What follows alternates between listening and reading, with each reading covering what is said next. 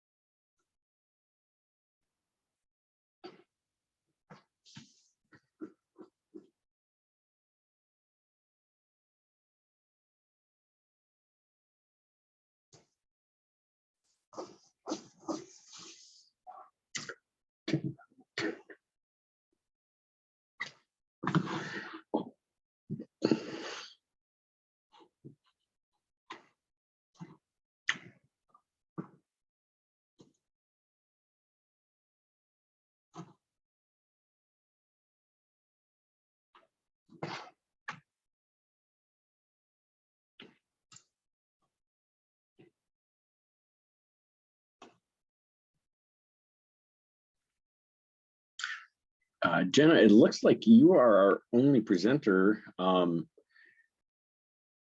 Ashlynn, we're missing, and Kendra.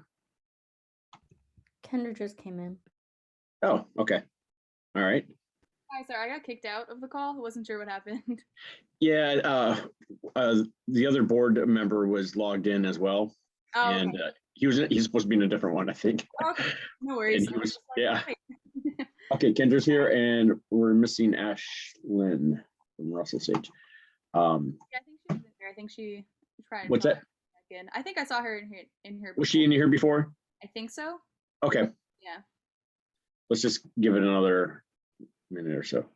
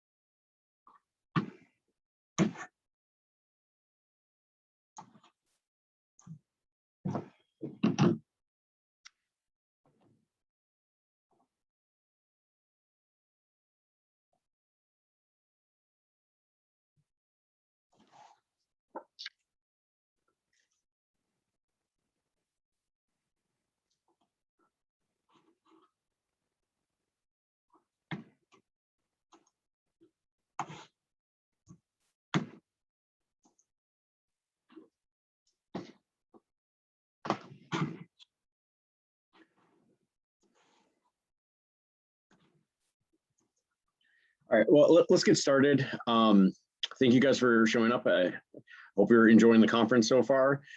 Kendra, you're up first on our list for presentation, so I'll have you go first, and we'll try to keep it like around 15 minutes, 5 minutes for questions afterwards, and then we'll have some time at the end if there's other additional questions. Okay, so Kendra, you have the floor. Good luck. Thanks. All right, thank you. I'm gonna share my screen. All right, can everyone see that? Yep, cool.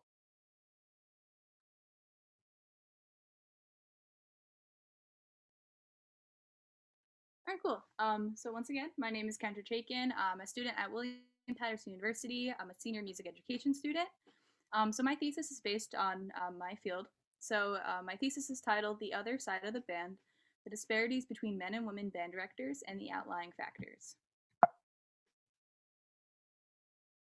All right, so kind of the umbrella term for the main issue that I got going on here is the MENC, or the Music Education and National Conference, revealed in 2001, between 2001 and 2015, there was a 4.2% drop in female high school band directors, from 24.65% to 20.45%. So First of all, this is a very large drop in the amount and already an incredibly low number compared to male counterparts, and also very low comparatively to the overall number of music educators in K to 12. Actually, overall, music educators are made up of women, around 61% from the same 2015 study. Around 61% of music educators are female, with 38% identifying as male. So my kind of question was, where does this difference come from? Why is, once you get into the high school area, is there there's so much of a drop in band directors at this level? So my thesis kind of took part with interviews. So I interviewed 7 band directors, and I wanted to facilitate discussion on why these women think they're a minority in their fields, and then some kind of reasons why I thought they're a minority in the field. So the reason that I chose this issue is because, like I said before, my field I'm going into is music education. I'm going to be graduating next month in the spring. So I'll be entering the field. Hopefully, there's a lot of jobs opening, especially with COVID and everything. So hopefully getting a job for September coming up. And so in my time, in my student teaching and in my just professional teacher preparation programs, there are way less women around than there are men. So most of my music education professors have been men. Most of my colleagues in my program are men. Out of my group who's student teaching now, my seminar cohort.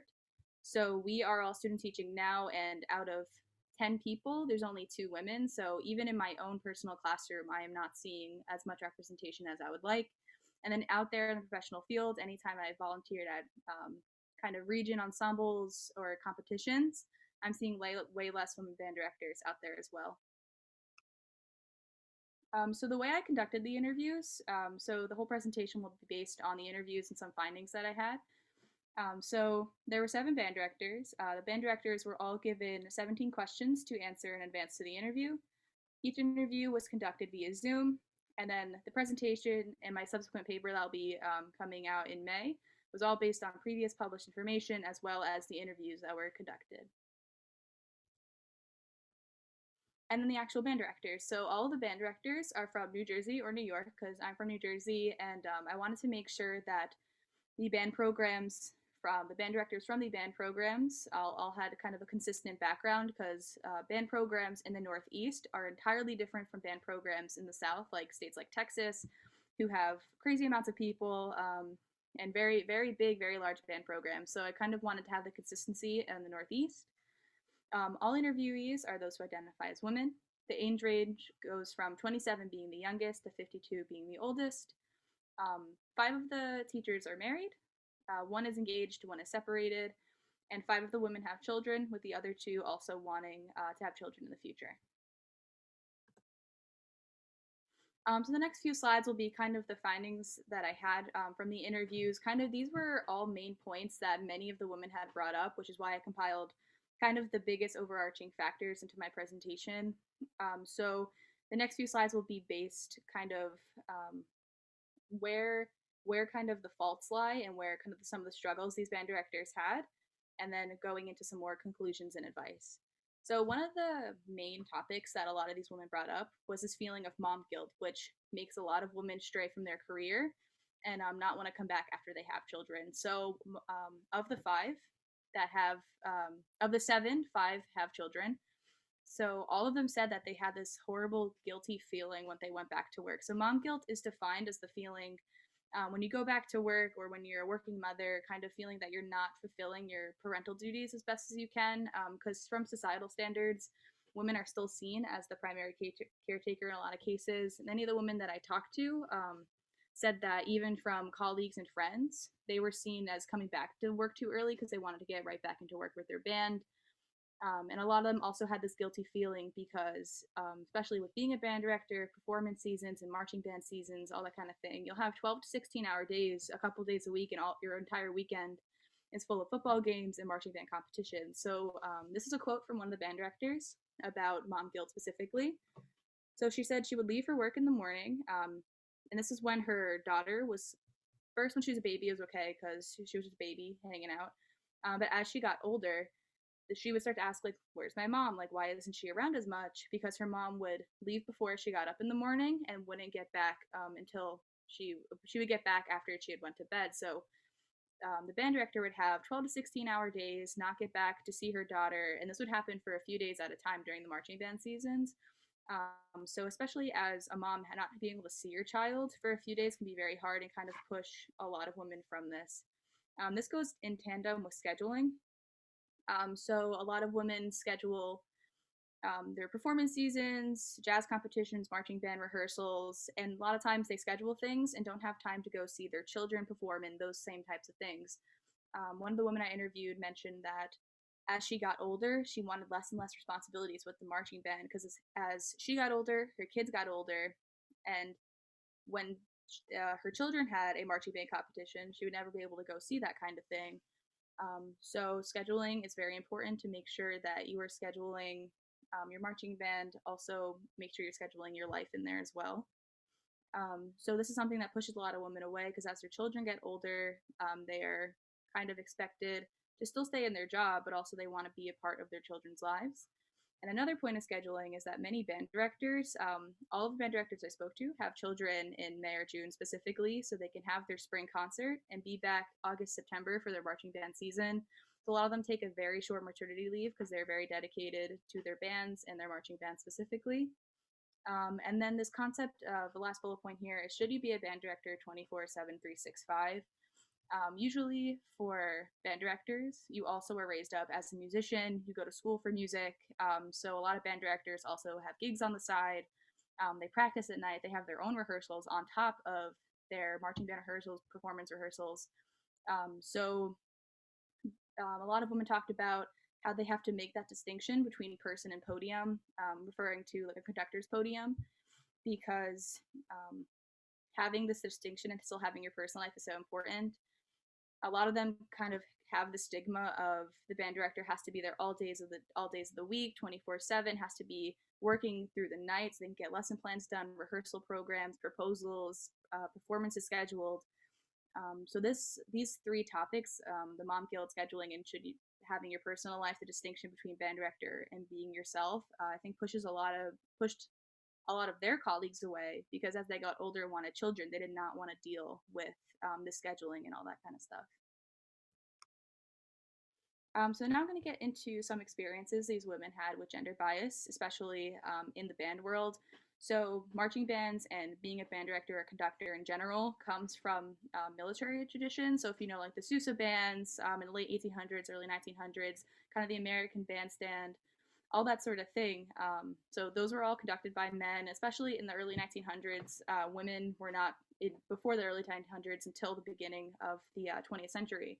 Women were not supposed to play any wind instruments. Women were not, they were only supposed to play piano in the home, maybe, or sing. So this kind of societal pressure as well. So women being in wind band music, women being in orchestra is fairly new, maybe the past 100 years or so, compared to hundreds of years of white male dominated culture in Western music. So some other experiences these women had, these are two out of many that I compiled in some of my interviews. So the first one here is the motherly phenomenon. This has to do specifically with more of the classroom management side. Each woman spoke upon their classroom management strategies when asked, is it different? Is your classroom management different? You think that you're a woman different than if you were a man? All of them said yes, because they have to be more connected and more motherly, just naturally as a woman. They're more emotionally connected to their students. And each of the women has a male. There's usually a second band director or an assistant band director who's a man, and usually is a little bit more assertive, kind of keeps that militaristic assertiveness in their conducting style and in their teaching. So a lot of these women said that they enjoy being emotionally close to their students and they enjoy being that mother figure for them, especially if they need it. But sometimes it gets taken advantage of because when they need to be assertive, it's a little bit harder for them to come across that way. The next point here is mistaken identities. Every single woman that I spoke to had an example of this. This one here I'm just going to read real quick. So this was referring to going to a marching band competition and coming off the bus and being mistaken for an assistant or for a band mom. So this director spoke on, I would get off the bus for a marching band game or competition, and the athletic director or whoever would walk up to my assistants, who were men, and immediately assume that they were the director. In these situations, you need to take leadership right away immediately, and you need to assert yourself. So there was examples of this where an athletic director or some other man would walk up to the director, since usually we see a lot of men in these positions. Women are usually not seen in this. So this is kind of harmful to just the personality of the band director. You're not taken seriously, especially coming, if this being your first impression of this band, people who came up to you might not take you seriously as well. There were some other examples of women who had gone to percussion ensemble competitions or jazz competitions where, especially in those two fields, very male dominated, women are completely still the minority there. One band director had introduced herself as the band director and was giggled at or laughed at because they did not believe that she was actually the band director. There's tons of these examples. So I'll get into more kind of advice and moving forward, but for now we're just going to move forward. So the last main topic that I picked on was attitudes towards school administrations.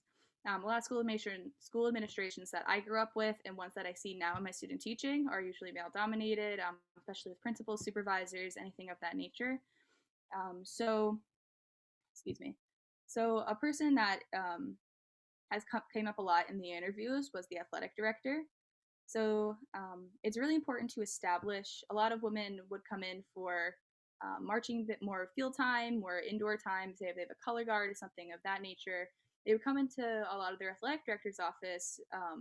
And many of the women had examples of this, where the athletic director was an older man who had been there for a very long time and did not respect them as they came in, usually as a younger woman who had just started her job.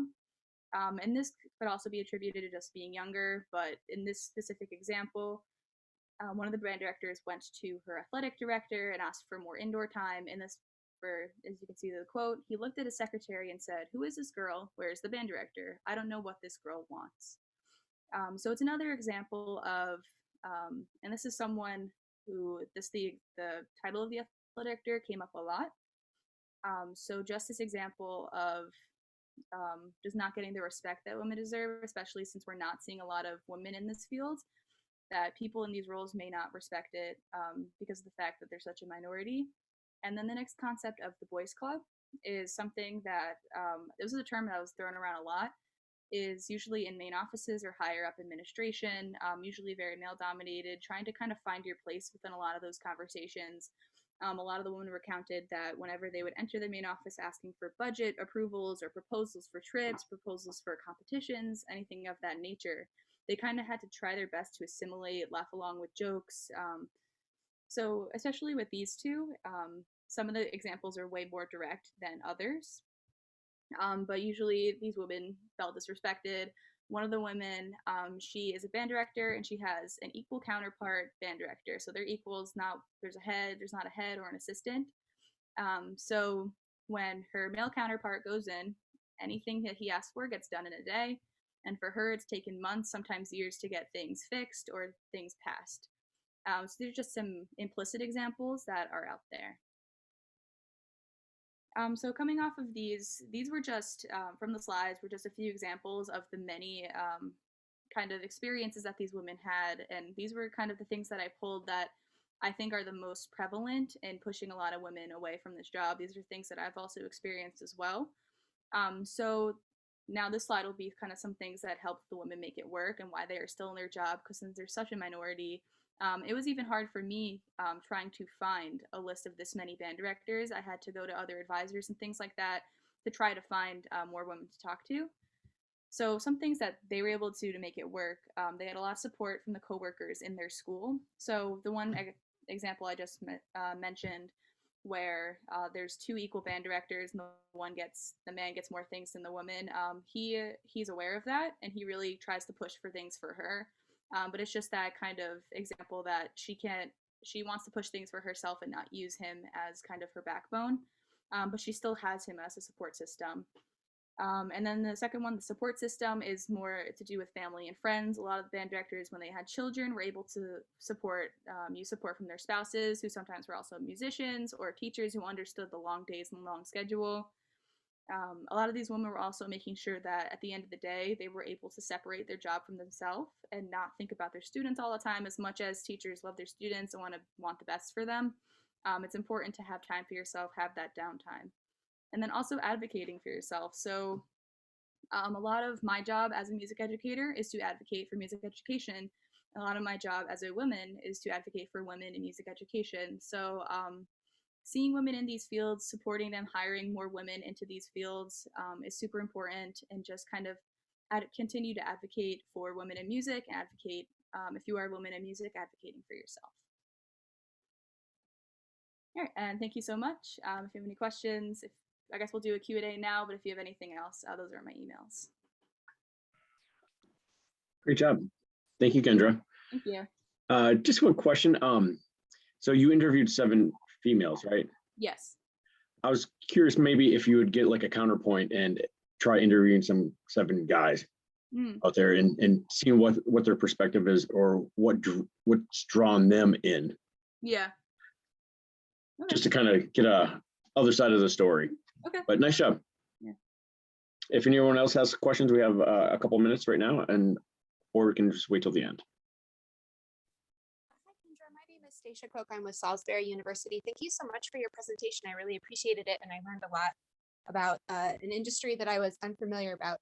I research gender and work, so I'm wondering if you use the work of Arlie Hashchild, especially the text called A Managed Heart, where she talks about emotional labor, because it sounds like some of the female band directors engage in emotional labor, and I just wasn't sure if that was a text that might be useful for your project. Yeah, that sounds very useful. If you could put that in the chat, maybe, if you could spell that for me, but that sounds very useful. I have not heard of that. Yeah, will do, no problem. It's a canonical text in thinking about emotional labor, which the notion of being maternal or nurturing for these women would go hand in hand. So I'll put it in the chat. Thank you. Yeah. You're welcome. Great job. Thank you.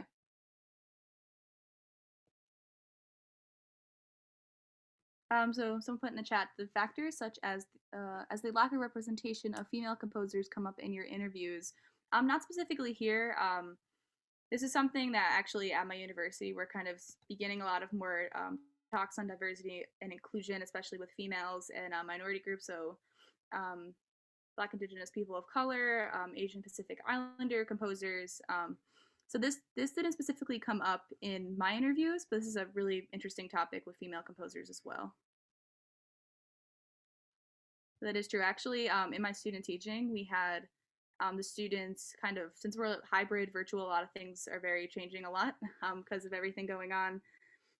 So we had the students actually pick their own music for their upcoming program. We're going to do like a virtual concert or try to record things outside. So we actually had them focus on minority composers or underrepresented composers.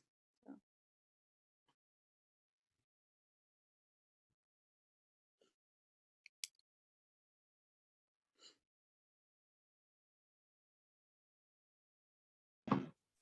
All right, Kendra, if you could stop sharing and introduce Jenna from Salisbury. Go ahead, Jenna. Good luck. Thank you. I'm just going to share my screen also.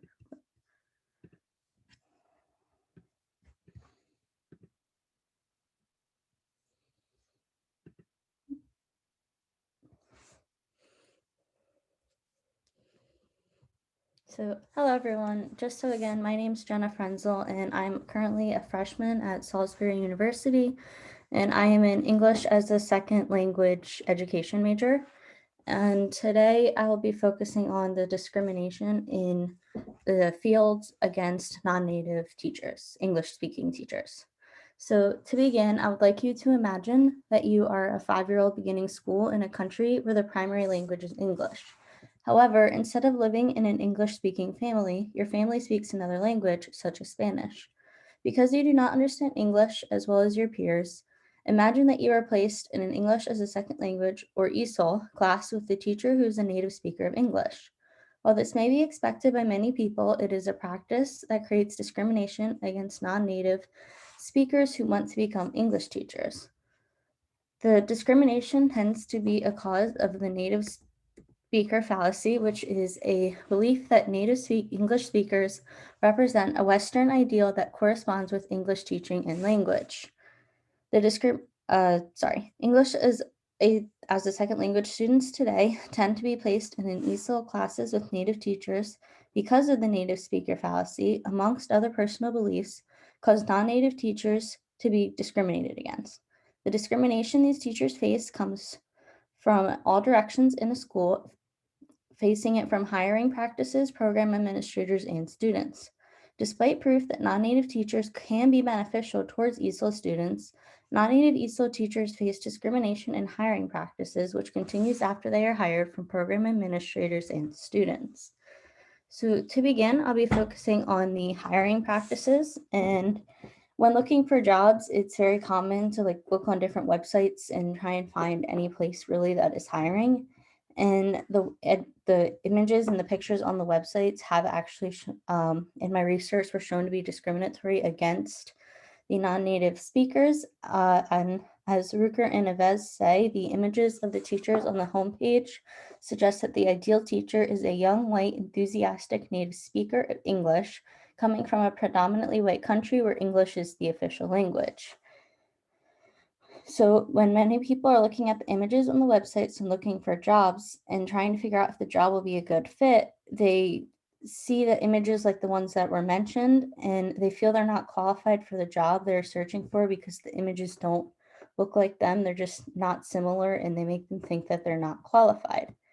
However, as Ali Fadsavi also said, the results indicated that 60.5% of advertisements also require native or non-native / near native proficiency as a qualification for prospective applicants. So sometimes, especially as you're learning a second language, if you learn it when you're older, you'll have an accent and it'll make you sound like a non-native speaker. And when hearing this accent, people will probably, the hiring practices and program administrators who are doing the hiring might not think that you are efficient in the language or proficient, and overall they just are less likely to be hired. And so even if non-native ESOL teachers are not looking on the websites, they're facing discrimination from these regular job advertisements. And the hiring practices do present clear discrimination. Program administrators are also at fault. Their belief in the native speaker fallacy, which, as mentioned earlier, is the belief that native English speakers represent a Western ideal that corresponds with English teaching and language, causes a nicist or native speakerist worldview to be adopted. So this worldview creates a focus on native speakers, pushing non-natives aside. As Ali Fadsavi also says, quote, adopting a nativist worldview means privileging a self-selected elite of language professionals and thereby pushing non-nativists towards marginalization at the periphery of the TESOL profession. Through this simple belief, non-native ESOL teachers are being pushed to the edge of their profession and are not being considered for jobs they're truly qualified for. Yet, the discrimination from program administrators continues after being hired if non-native ESOL teachers are lucky enough to not be pushed aside. As said in the video, discrimination in hiring English teachers, quote, some schools hire only native speakers of English because they want to look like high standard schools, and that is, in their opinion, the requirement for high standard schools. Program administrators believe that by only hiring native speakers, they're making their schools and possibly ESOL programs be in a higher standard than other schools. By doing this, these administrators are clearly discriminating against non-native ESOL teachers because they're not hiring them to simply make their school seem better. However, as Ali Fadsavi found, quote, in a study that investigated the hiring criteria of 122 IEP administrators in the United States, Mahbub et al. Revealed that for 2 out of 3 English administrators, native English speaker was either an important or somewhat important criterion in the process of ESL teacher recruitment, end quote. In multiple cases, program administrators focus on if the teacher they are planning to hire is a native speaker of English. This creates discrimination because non-native teachers are typically not hired because they are not native speakers, as there is a preference for native speakers of English in this field. Unfortunately, the discrimination towards non-native ESOL teachers does not end with hiring practices and program administrators. It continues even with students. Students do not like the pronunciation styles of teachers, with Mahbub out finding that, quote, the negative comments regarding non-nativists' ability to teach oral skills mostly focused on the non-nativists' perceived non-standard pronunciation. End quote. Considering many non-native teachers have accents when speaking English, they often pronounce words differently than what many students would be expecting. Students discriminate against teachers with non-standard pronunciation, believing they need teachers with standard pronunciation because it is the pronunciation they will probably pick up on. Yet, as Geta A. and Naha says, accents and language varieties are not only ranked, but are also connected to a social context, namely the officialness of the spaces in which they are used which accents or variants used in legitimate spaces by real native speakers were preferable to those which are not. When students hear an accent from their teachers that does not sound like it is used by native speakers, they often begin to discriminate against that teacher because they want to have a native accent when speaking. Unfortunately, as non-native English teachers, many do not have native sounding accents, which means their students will discriminate against them with a preference for native speakers to be their teachers. However, having a non-native teacher can benefit students by allowing them to have someone to relate to who can also understand their struggles. While learning English, students face struggles just like any student does when learning a new language. By having a teacher who also learned English as a second language, students may be able to get help more easily because their teachers know what they are going through. In a survey done by Mabubi Al to learn what students preferred, it was found that the positive comments elaborated on the non-nativists' ability to identify the exact problems with their learners' pronunciation and to teach how to correct it, end quote. ESOL students enjoy when their teachers understand the problems while learning English, as Mabubi found in a survey when majority of the positive comments about non-native teachers were that they know the problems their students were going through. The survey also found that 15 of these categories stated that non-nativists were better teachers because they have had the experience of learning English themselves, while the other four stated that nativists were not good teachers because they did not know how it felt to learn English as a second language. So the students feel that the non-native teachers were able to essentially teach them in a better way because they knew the problems they were going through when learning and with grammar and everything, which can obviously be complicated, and they were able to help them and know more different strategies and little like tips and tricks to learn the language, while the not native speakers were not able to do this because they didn't have to really focus on learning the grammar in a way when they were as much because they were able to pick up on it naturally as they were growing up. So while this may not seem like a problem at all, the discrimination against non-native ESOL teachers affects people worldwide. Today, English is considered a global or international language. Therefore, millions of people are required or decide to learn English as a second language either in school or in their free time for business and even personal reasons. Yet, there are not enough native speakers of English who are qualified to teach ESOL learners. In fact, Ali Fadselvi has found that, quote, 80% of English language teachers worldwide are considered to be non-native English-speaking teachers, end quote. That means that only 20% of English teachers in the world are native speakers. The discrimination the other 80% of teachers face, making it more difficult to learn this global language. With this discrimination, non-native teachers are rarely hired to teach ESOL, creating a gap between the number of qualified teachers and the number of students. In order to close this gap, non-native ESOL teachers need to be hired, meaning the discrimination they face needs to end, making it easier for these teachers to find jobs in their field and the websites and discrimination, all that, making them feel like they belong more in the field in general, will benefit those throughout the world who are learning English as a second language, get jobs of their own as they can speak the global language of English. As we've seen more and more throughout time, English is becoming more, even basic English is becoming more necessary to succeed in many fields as places are becoming more international and are continuing to interact with other countries, and English continues to essentially dominate the language as it is becoming much more of a global language over time. So in the end, non-native ESOL teachers often face discrimination in multiple different aspects of their job, despite there being evidence that they can benefit students. This discrimination does not allow teachers to demonstrate their teaching competency, as they are often not even considered for jobs, preference immediately going to native English speakers. Yet, many people do not realize that this discrimination exists in the United States and other places today. This causes the biases against non-native English teachers to be perpetrated, as many people are probably unaware that they're being discriminatory towards non-native ESOL teachers by preferring native speakers, no matter where the discrimination is present. Now, imagine that you are the kindergartner who did not speak English again. Would you like to have a non-native English teacher if they would be able to help you easier, or would you still prefer having a native speaker who does not understand the struggles of learning English just to have a native sounding accent and pronunciation? If you are struggling to understand from this perspective, put yourself back in the shoes of when you were learning another language, whether that be in high school or currently. Would you prefer to have a neat teacher who could correct your mistakes quicker, or have a native sounding accent? Overall, by making people aware that this discrimination does truly exist, schools throughout the United States and other countries could do their best to consider and hire more non-native teachers to be English teachers to benefit their non-native English-speaking students in the end.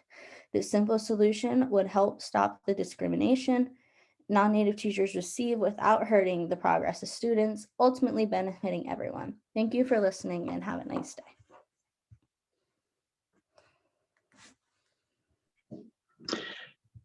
Nice job, Jenna. Thank you very much. Just one question for me, and then I'll open it up for other people.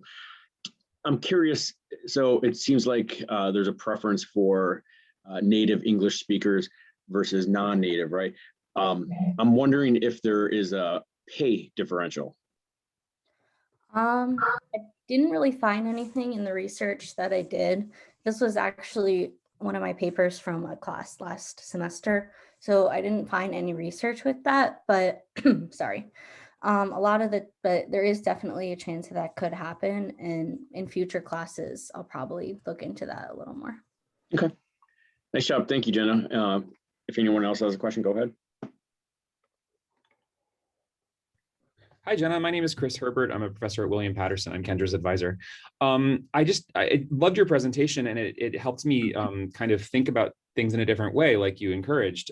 I took French from an English speaker, and there's no reason why that was any worse or better than somebody who is a native French speaker. So thank you for that. I'm just wondering, actually my Aunt Kathy was an ESL teacher in her school district, and everybody always saw her as like a martyr. Did you see that in the literature or in any of the like firsthand accounts? Did people like think as a native English speaker teaching ESL that they were like doing important work or more valuable work than others? I guess I could see that a little bit in interviews I've actually done since this for other classes. They feel that they're definitely important to help the different students who are learning them. My neighbors are actually ESOL students, and they're in an ESOL class that I have seen, and it definitely can be seen. They're definitely just trying to help them learn the language and be able to communicate more easily in English to do well in school. Right. Yeah. I guess my question is more about the perception of like, if you're given a lot of kudos for doing something that's just your job over like just a standard English teacher, there's this weird perception that Kathy was always given. I think she even embodied it herself. She thought she was more valuable than everybody else because she was doing like quote unquote God's work, which I thought was ridiculous. So I'm just wondering if that came up, this idea of like we're doing such like martyr-like work as ESL teachers. I guess definitely a little bit, but not too much, as it was more focused on the stuff I found was more focused on how it was being discriminatory. Got it. Well, thank you. You're welcome.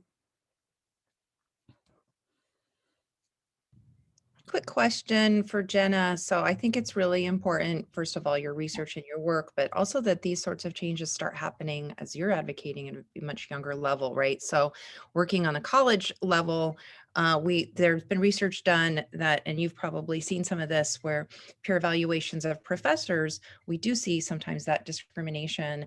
And I have had colleagues of mine who I've co-taught with say, look, if your evaluations are lower, it's because you're teaching with me and I have an accent.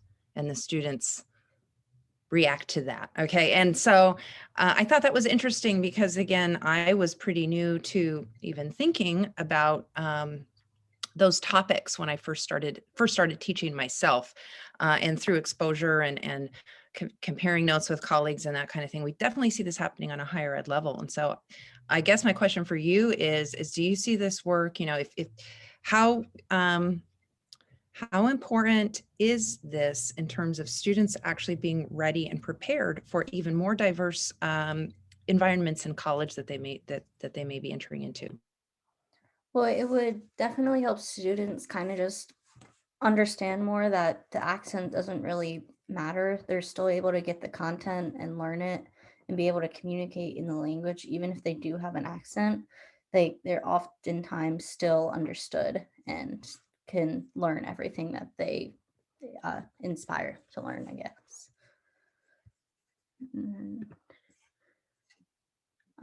Just to answer the question in the chat, I do plan to continue this in other classes, hopefully at some time.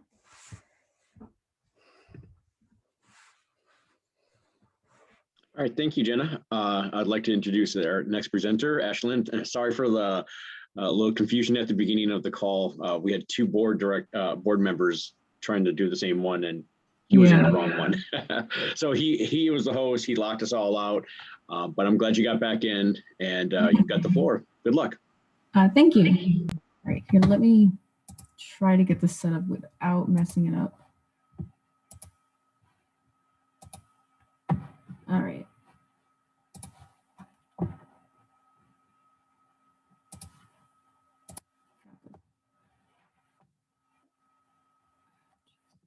Sorry, 1 second.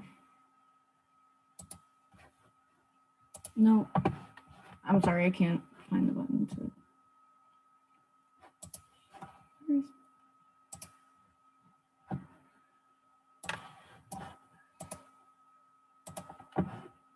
I'm really sorry. Ashlynn, you can just click through right on that screen. Go to just leave it showing that screen and click to slide 2, and we can see the screen. Okay. So you don't have to go through presentation mode. Oh, okay. Okay. All right. So my name's Ashlynn Rumril. I am a freshman at Russell Sage College, and I did my project on my old high school.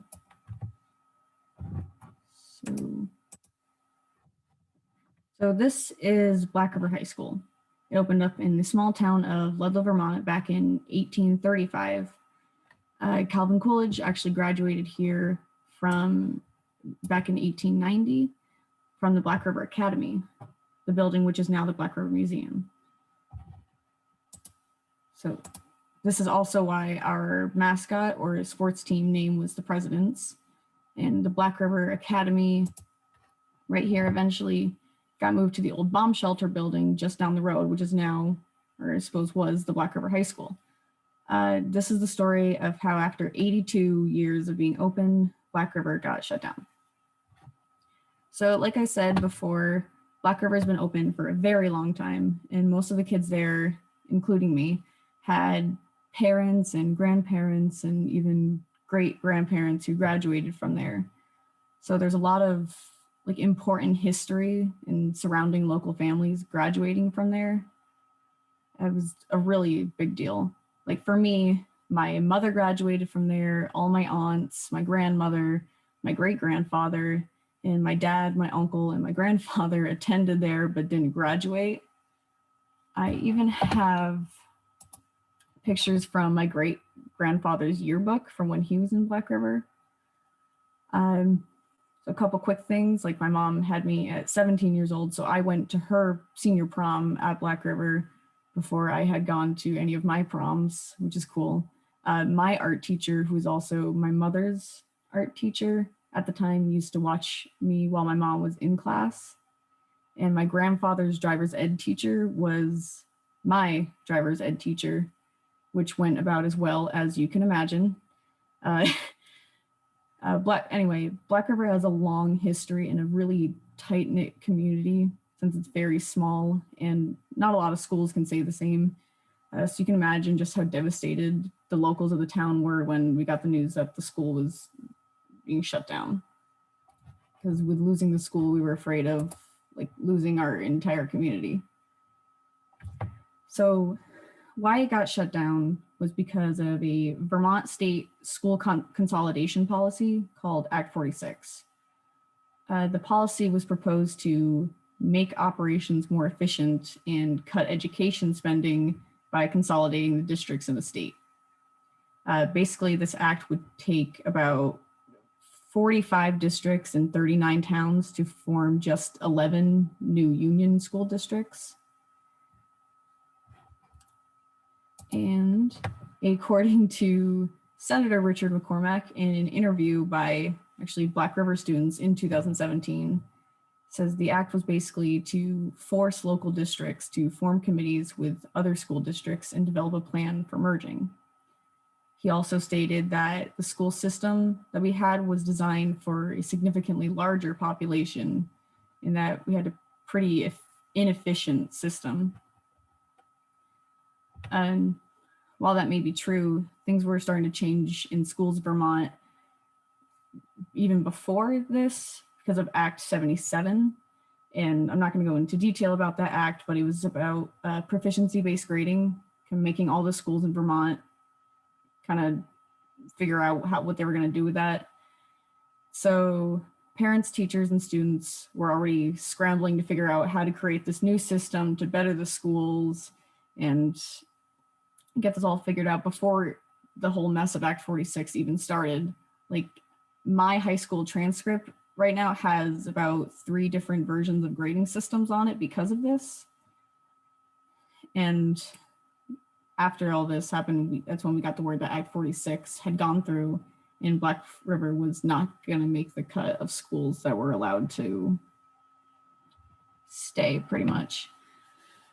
So the official Act 46 committee had told us that the town needed to take a vote on whether or not to dissolve Union 39 and shut down the school. This vote was especially nerve-wracking for our town because less than half of our population are the locals who live here. And it's 60% like rich second homeowners from out of state or rich retired people that really don't care about the school being there. So most of the town's population was for the school being shut down. And I even had one woman from Connecticut come up to me while I was at work and was talking and telling me how they should shut down the school already and do something useful with it, like a mall. That was a little shocking to hear. And so I guess the idea of tax cuts to the second homeowners with the school shutting down would sound great. But even Senator McCormack in the interview said that the tax cut from shutting down the school won't even be noticeable. Like you're not going to look at your taxes and go, oh, there's a whole $50 off. It's not going to be noticeable. So, but those in favor of keeping the school really showed how tight-knit of a community we were the day of and the years after the voting. So most of my classes in sophomore and junior year, at least half the time we were spending debating the act and what we could do if it went through. We had gathered a group of students from all grade levels to go to different surrounding schools who were dealing with the same issue to try and propose the best course of action in figuring out our best options based on what the state had given us. We had meetings in the school libraries, in our school, and the other schools. Had PowerPoint presentations, and we had given surveys to every Black River class from grades 7 through 12th, kind of telling them the options we had and what they would want to vote for, and if we had succeeded in keeping the school up, what would they want to change. And so right before voting, Black River students, this picture, stood out in the rain for hours as close to town hall as they could get on voting day, trying to get people to vote to save the school. But as the presentation suggests, that did not happen. This is a picture of other like parades and protests against their schools shutting down. So our voting day. The vote was in favor of shutting down the school at a 288 yes to 231. This is a 55.5% to a 45.5%. And it was so close, but we lost. And this was our 2018 vote. Because the year before, in 2017, we'd already had a vote that was voted yes, and the locals had gone to the town hall and demanded that we do a revote. But the revote ended up coming back that. And there's the committee that's voting. All right, so what happened after that? Kids had to start deciding where to go for the rest of high school or middle school education, unless they were the last graduating class.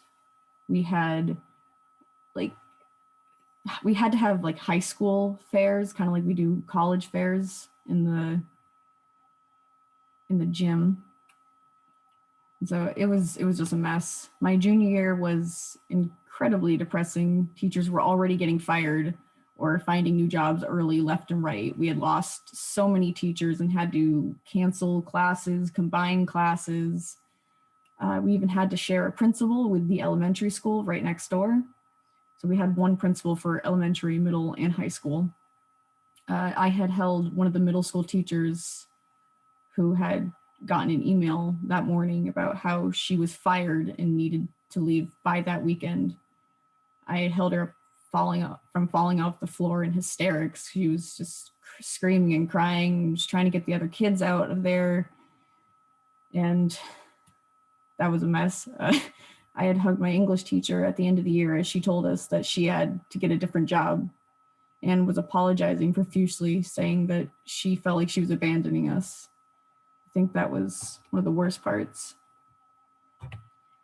So after the last graduating class, the building is now the Black River Independent School, which is this website picture. The idea for this was to have a private school in town to replace the Black River High School and not have to follow like state regulations.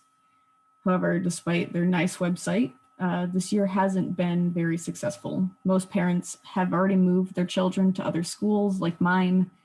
The website says that they have 70 kids and that they're doing great. They have outside classes. But I have a few friends who are in that school right now, and they have about 16 kids enrolled, and they don't even have chairs. The kids had to bring in their own like lawn chairs in order to sit down. They're not allowed to use the lunchroom. It's sad.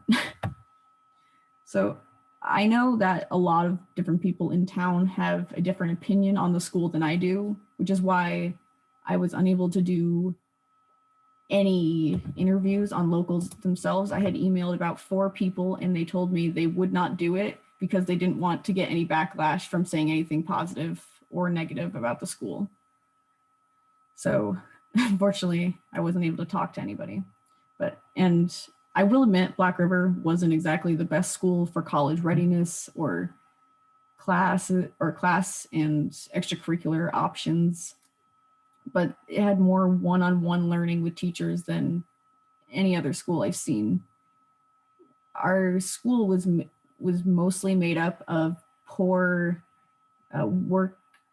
working class kids who had put family and work ahead of school.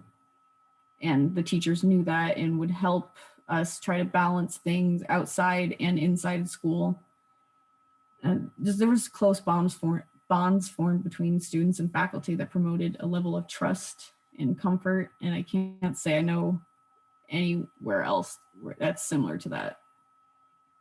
Teachers were always close by. And for a morbid example, when I was in 6th grade, one of the little girl's father had died, and our teacher was at her house in a matter of hours after she heard the news, just asking if the family needed anything and just to be there, support them.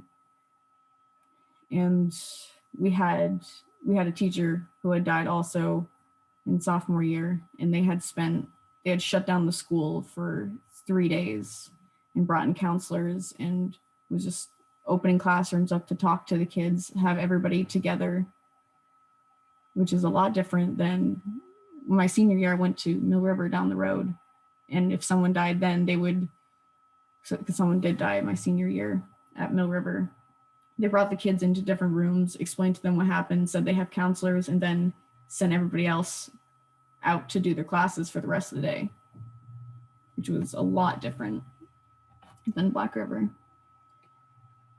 So just, it had a lot of sense of community and family that nobody wanted to lose with this. And the story's still going and everyone's still kind of in town. We try to meet up more, but it doesn't always work out. So unfortunately, this problem didn't have the happiest of endings, but we all still have the memories. Yeah, I think that's all I got. Thank you, Ashlynn. Nice job. Depressing story. Yeah. Yeah. I can share some of your sentiment. Right now, I belong to a school district in New Hampshire where they have options for students. You can be remote or go face-to-face all day or all year long. And we gave the choice. My daughter's in 7th grade. She's going face-to-face. And my son's in 5th grade. He's being remote the whole year. And they were having staffing issues with the school because of COVID. They'd have staff have to get quarantined. And our superintendent was asking the community for help. And so I've been substitute teaching in the middle school, the elementary school, the high school, the last 2 months. And it's a terrible job, to be honest. I don't like it. It's very hard walking into these classrooms as a substitute teacher, but you know, I felt it kind of incumbent upon myself to help keep the schools open for everyone else because of the good job that they're doing. So yeah, it's a sad story, but did a good job on your presentation. So thank you. And if anyone else has some questions, please go ahead. I just want to commend you, Ashlynn, on being so vulnerable with such a personal story and trying to be as objective as you possibly can. I know that's very difficult to do. I have a question because while you were talking, I was doing a search to see how much media coverage there was of this closure, and it really looks like it was limited to Vermont or perhaps also New Hampshire papers or media outlets. Was it ever taken to a national level, or was it just limited?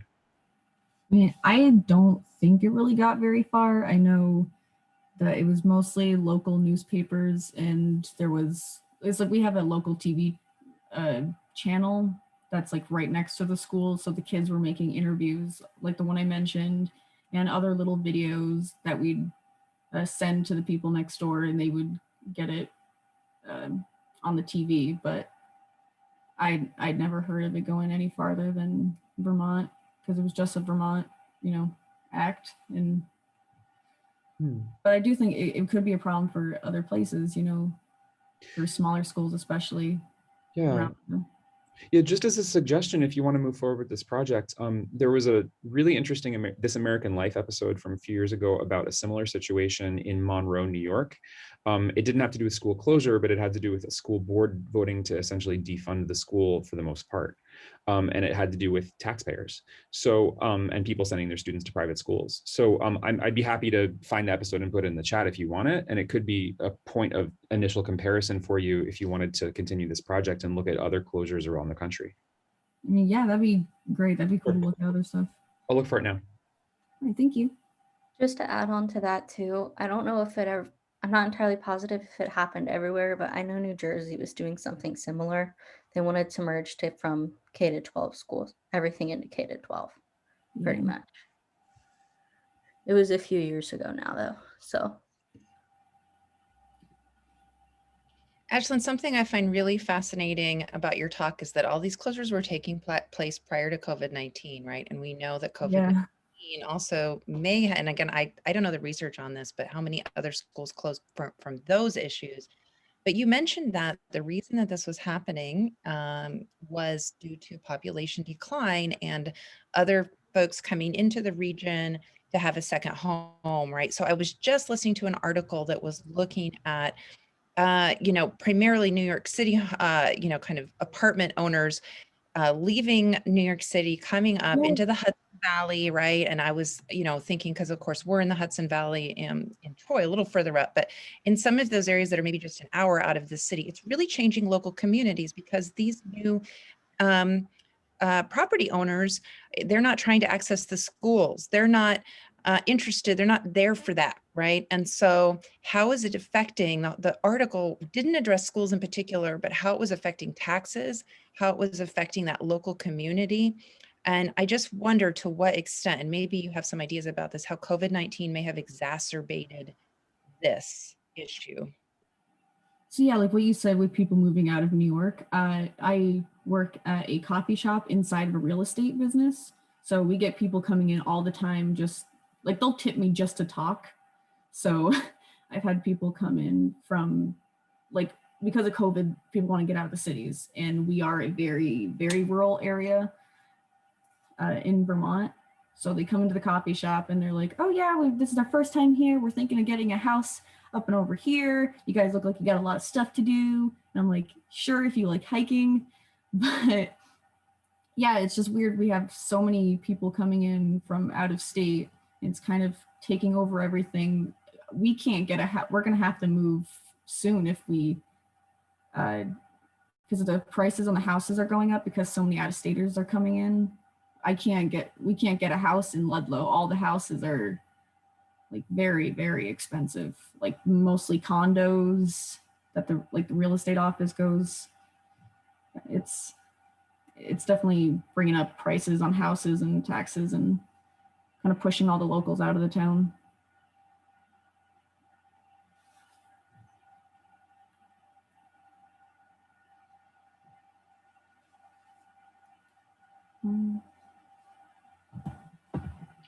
All right, well, thank you guys for coming, and great job on the presentations. It's a pleasure watching you guys do your work and showcase it. Great job. The next thing we have on the agenda is our keynote address at 12 o'clock. So I hope you can make it to that. We do have some extra time left over right now. So if you guys are interested, you can jump into someone else's session and maybe catch someone else's research. Okay. Thank you guys. Good luck today. Thank you.